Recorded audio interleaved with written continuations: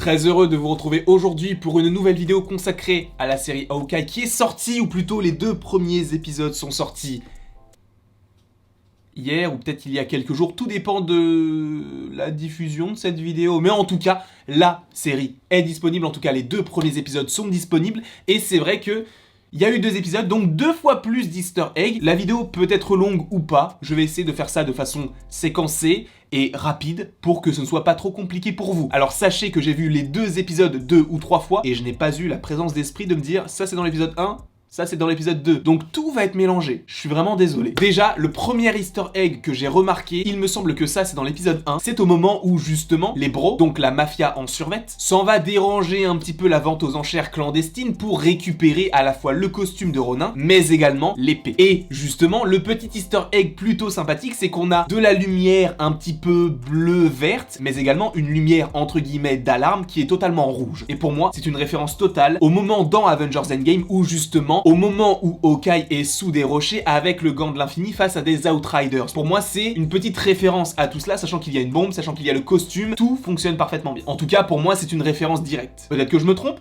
mais peut-être pas. Ensuite, évidemment, la toute première scène du premier épisode fait référence à la bataille de New York, donc au moment où Loki crée le portail dans l'espace pour faire intervenir les Chitauri, donc les petits soldats de Thanos. Donc ça, c'est une référence à ce qu'il s'est passé en 2012 dans le film Avengers. Nous avons également le chien qui s'appelle Lucky, mais qui dans la série semble s'appeler Pizza Dog, mais qui est donc un chien qui est en lien avec Kate Bishop et Clint Barton dans les comics, donc c'est une référence directement aux médias de base. Ensuite, nous avons également Jack Duquesne. Et Jack Duquesne, là, pour le coup, il va falloir en faire une vidéo dédiée parce que son personnage peut être extrêmement intéressant, mais pour ce faire, j'attends quand même le 3e épisode de savoir s'il y aura la confrontation entre Hawkeye et du coup Jack Duquesne. Pourquoi ? Parce que Jack Duquesne, dans les comics, connaissait déjà Hawkeye par le passé, puisqu'ils étaient dans le même cirque. Et en plus de ça, Jack Duquesne, c'est l'épéiste.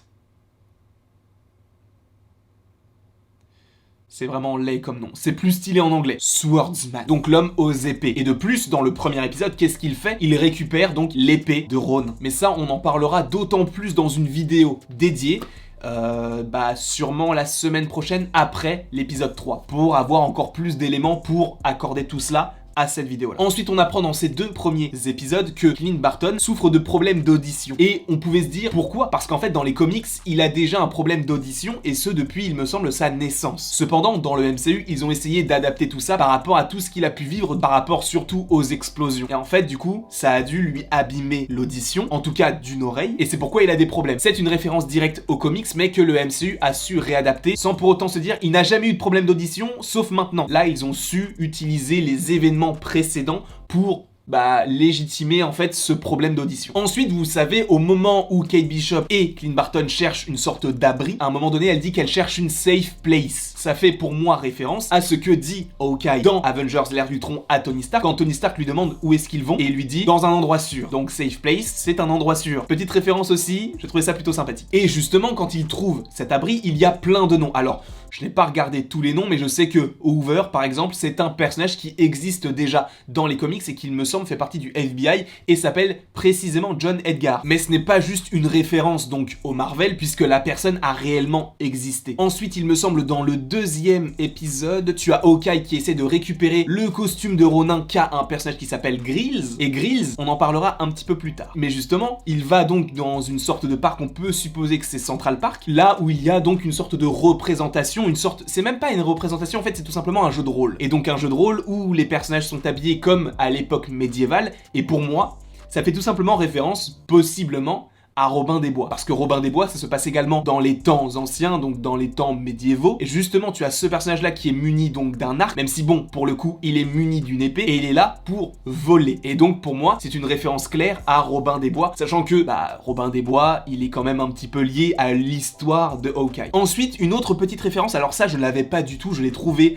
en fait, en faisant des recherches. Apparemment, il y a une référence à un personnage qui s'appelle Obadiah Stane. Peut-être que vous ne le connaissez absolument pas. Si c'est le cas, je vais vous expliquer qui c'est. Déjà, avant de vous expliquer qui c'est, Je vais vous expliquer le moment où on voit son nom. En fait, ce clocher date du 18e siècle et il a été, entre guillemets, pas réhabilité, mais en tout cas réhonoré, entre guillemets, par un certain Obadiah Stane en 2006. Et c'est une référence claire à Iron Monger, donc Obadiah Stane, dans le premier film Iron Man, joué par Jeff Bridges. Et donc c'est l'ennemi d'Iron Man, ou en tout cas un des hauts décisionnaires de Stark Industries à l'époque, puisqu'il a été défait en 2008 dans le film Iron Man. Ensuite, évidemment, on a la comédie musicale Rogers, donc qui fait référence à Steve Rogers, et par ailleurs, dans cette comédie musicale, il y a Ant-Man, ce qui n'a aucun sens. Par la suite, il ne peut pas supporter de voir du coup une représentation liée notamment à Black Widow et il s'en va. Puisqu'il a envie en fait de prendre l'air, entre guillemets, il va d'abord aux toilettes et il voit une inscription sur un lavabo où il y a marqué Thanos Rose Right, où justement cela signifie Thanos avait raison. Et donc il fallait ce claquement de doigts. Donc certains se rallient à la cause de Thanos et pour lui ça lui rappelle des moments qui sont un petit peu compliqués à vivre parce que justement à cette époque-là, lui n'avait plus de famille et était devenu Ronin. Donc c'était un petit peu compliqué pour lui. Donc on comprend que ça va être compliqué pour la suite des événements. Ensuite, lorsque Kate Bishop et Clint Barton font les courses, Kate Bishop fait référence au fait que peut-être qu'ils peuvent aller récupérer quelques petites choses dans la tour des Avengers. Cependant, il lui dit non parce que la tour des Avengers a été vendue. On ne sait toujours pas par qui et ça c'est une référence donc à Spider-Man Homecoming, puisqu'on en entend parler en fait au moment où Happy le dit à Peter. Et j'avais totalement oublié de vous dire et de revenir sur le personnage de Grills, puisque Grills, donc celui qui a le costume de Ronin que doit récupérer Hawkeye, c'est tout simplement dans les comics un personnage qui s'appelle Gilbert et qui n'est autre que le voisin de Clint Barton qui donc se fait appeler Grills. Est-ce qu'on va le revoir par la suite sachant que c'est un allié?